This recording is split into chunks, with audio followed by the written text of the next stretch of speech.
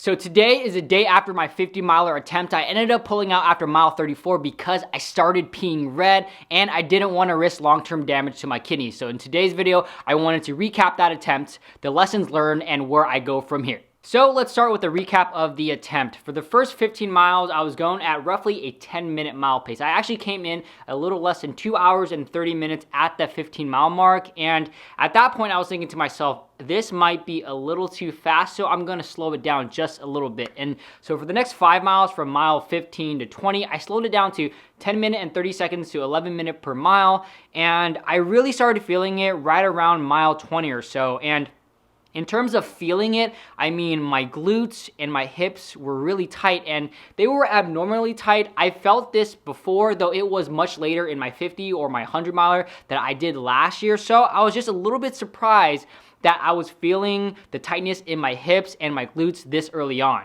So with my hips and glutes feeling the way they were at mile 20, I thought I should implement a little more strategy. So that's when I started to utilize the run-walk method. I'd run for 9 minutes and then walk for 1, though with each progressive mile that passed, I would take 5 seconds from the run and add it to the walk. So at mile 21, I was running for 8 minutes 55 seconds and then walking for 1 minute and 5. And I pretty much did that all the way up until mile 34. At mile 34, I had to go use the restroom, so I went to use the restroom. And when I went to go urinate, I realized that my pee was red and it looked like red Gatorade. So I thought to myself, I don't want to risk any long-term damage to my kidneys, so that's when I decided to put it to a halt. In terms of my hydration and fuel strategy, after about mile 7, because that was really my first pit stop, I would stop by my car every 3 or 4 miles. And at the car, I would drink a little bit of Gatorade, eat a little bit of food, take some food with me as well, and then also refill my water bottle. I have about a 12-ounce water bottle, and looking back on it now, whenever I would go back to my car,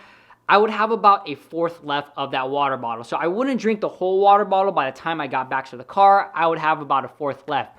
And that likely was the reason why I was peeing red at mile 34, because I wasn't getting in the proper hydration. I wasn't drinking enough water. I wasn't drinking enough liquids.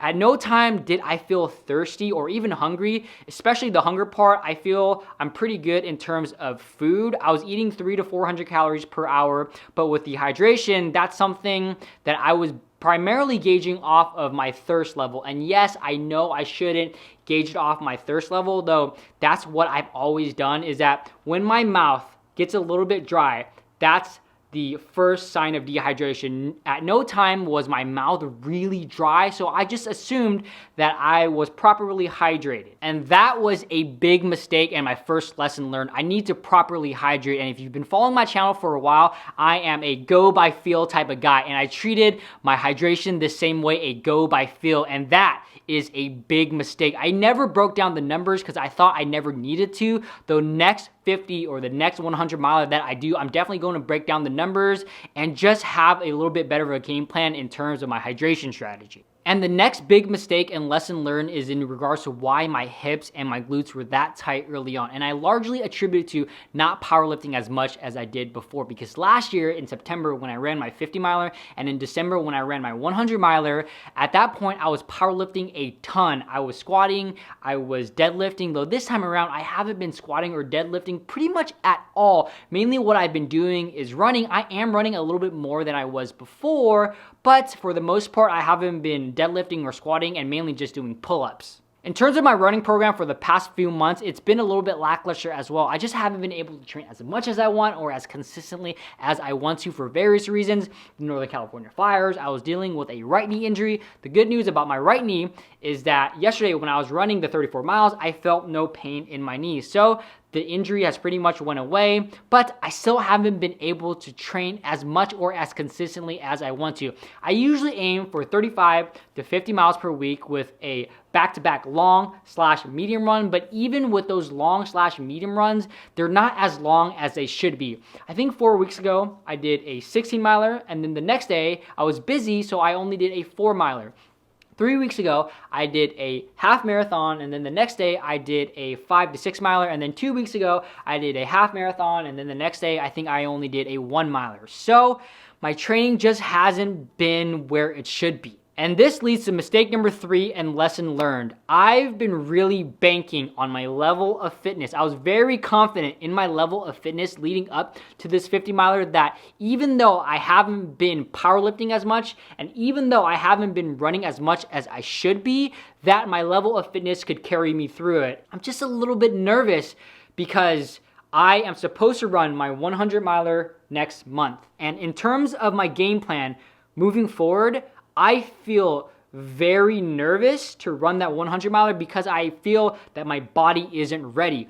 Because comparing it to last year when I ran my 50 miler, I was like, oh, it sucked, but it really wasn't that bad. I was able to run the first 34 miles and then I ran walk the next 13 and then I walked the last 3. So when I completed the 50 miler last year, I was like, okay, it really wasn't that bad. I have the confidence going into the 100 miler. But this time around, I was really feeling it early on. At mile 20, I had to run walk at mile 20 and I was struggling. My hips were tight, my glutes were tight, and I just fear that I am not as conditioned as I should be.